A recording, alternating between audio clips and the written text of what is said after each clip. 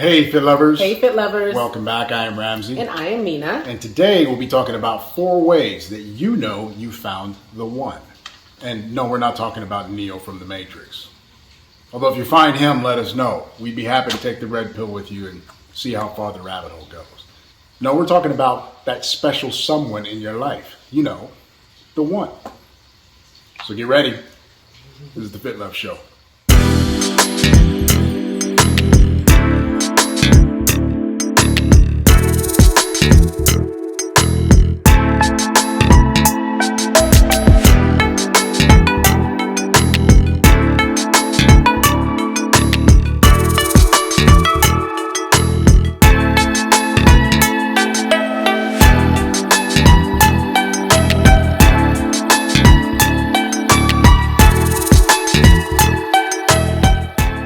I'm sure every couple out there has some story about when they realized that they met the person that they wanted to spend the rest of their life with. For some, it may have been a specific moment where you were like, wow, this is the one. And for others, it might have been something they realized over a period of time. However it happened for you, I'm sure everyone can remember the moment when they realized that the person that they were dating was the one. Although I think that women remember those instances a little bit better than their male counterparts. Okay, well, it just so happens that I remember it just fine. But before we go getting all anecdotal on you, here are 4 ways that you know you found the one. Before we get started, though, I'd like to ask you to please click that subscribe button and don't forget to turn your notifications on so you'll be notified first when new episodes are released. All right, babe, let's get it cracking.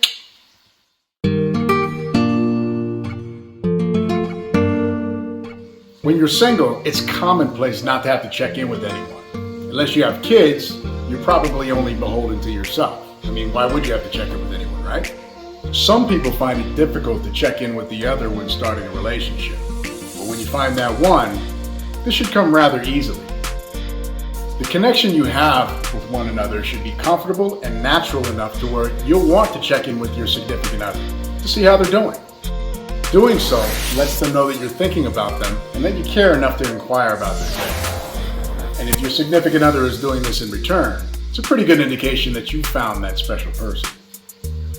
Mina and I have always sent short texts to each other throughout the day since the beginning of our relationship. We still do that, and it comes just as natural and as willingly as it always has, even more.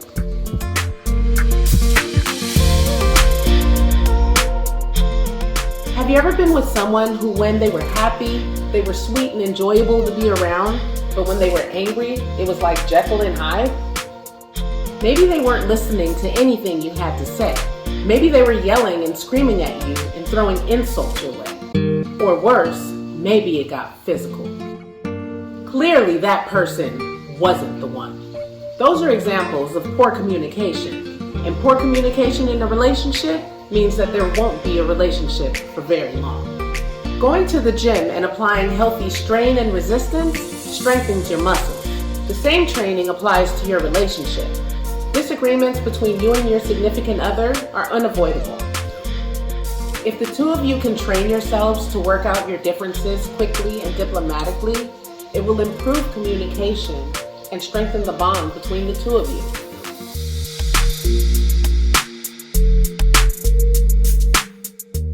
When you're single, you'll do virtually everything alone. That is, not with a significant other. If you're like me when I was single, you probably went to the gym alone, or maybe went to the movies or out to dinner alone. I didn't feel uncomfortable doing these things because I had no one to do them with. I was perfectly comfortable engaging in solo activities. And if you're in a relationship where you still enjoy doing stuff alone, there's nothing wrong with that. I've been in the gym for about 30 years. Yeah, I know it's a lot. For 25 of those, though, I've worked out alone and have been perfectly fine with it. But if you were to see me at the gym now, you'd see Mina somewhere close by. I get more enjoyment now working out together with her than I did working out solo. We both know how to work out properly, we push each other, and we have better exercise routines working out together. My solo activity is now a couple activity. And this goes for running errands or even grocery shopping. We have more fun doing things together than we did doing them alone. That's another way you know you found the one.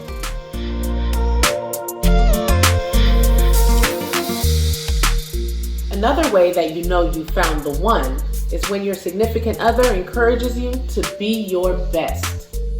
When he or she lifts you up when you feel down and makes you feel secure within yourself and with them. Nothing builds trust in a relationship more than knowing you have someone in your corner supporting you no matter what. The ability and willingness to build each other up is as much a privilege as it is a responsibility. Otherwise, why be in a relationship at all? You gain nothing by tearing each other down. The ability to be more encouraging to your significant other can be practiced and learned by anyone who's willing. But take notice of the person that does this naturally and willingly. That's the person you want in your life. Those are just some of the ways you can tell you found the one. I'm sure there are many other ways that you can tell you found that special person in your life. But if any of these apply to you, you may want to consider taking your relationship to the next level. So, babe, when did you know that I was the one? Well, I would say it was our first date, and I tried to get all dressed up and everything, but when we were actually hanging out together, I was laying on your couch and laughed the whole entire time.